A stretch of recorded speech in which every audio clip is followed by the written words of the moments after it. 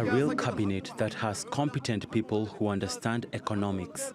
They need to solve the problems we've been suffering from for years. Well, Kholood Khair is the managing partner of Insight Strategy Partners, an organisation founded to support state building and transition in Sudan. She's joining us live from Khartoum. Kholood, thank you very much for being with us here on TRT World. So, has the revolution that ousted Bashir failed? No, I think transitions take a long time. I think they require concerted efforts along the way. I don't think they're a sort of one and done process. The issue at the moment is that there are legitimate grievances, as your report made out. People in Sudan have felt that they have been left out of the peace agreement process. There has been sort of biting austerity as part of the reform package. But the transitional government has made clear, the civilian-led transitional government under the Prime Minister has made clear that there is a sort of a track and a pathway that these challenges fall into, and that they require all partners, including the military, including the former rebels that signed the peace agreement, to join hands and make it work. What we currently have is that the military is using these grievances, both from lack of inclusion and from the economic hurt, to bring about conditions that will hasten it, as far as they see it, their return to power. The reason they're doing that is to escape, transitional justice, to maintain control of the economy, etc. And so what we have is a sort of obfuscation of genuine grievances by pro-military actors.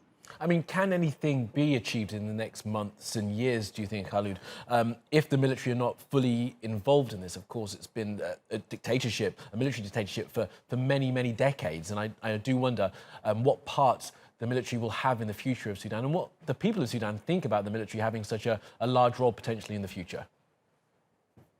I mean, I think it's unrealistic to expect the military to suddenly give up all power and cede it over to the civilians, particularly if there are no inducements, if there are no guarantees for the senior leadership in the military that they will not face the sort of the rough end of any transitional justice process.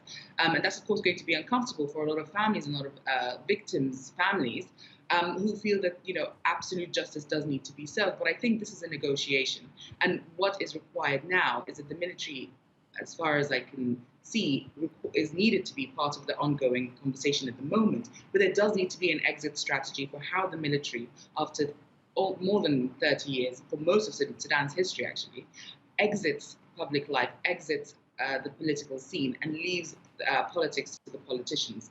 Now, of course, that still leaves the problem of the politicians getting along together and being able to do consensus-built politics and being able to look after the grievances of so many. The one way to counter that would be to put in place the Transitional Legislative Assembly or the Parliament, which has been delayed several times. That allows for far more inclusion, more than the 40 people currently making decisions in the country. You have 400 seats for people from different parts of the country to be involved in decision-making. But of course, that will also allow Parliament also needs to figure out a way for the military's exit strategy, as this is something that needs to be done by both the military and civilians in tandem. Absolutely right. Politicians getting along, that's the dreamland for any nation. So, Kholood, finally then, just lay out for us then the steps that you see would be necessary in the coming months to get to the point that the people who came out and ousted Bashir want to see.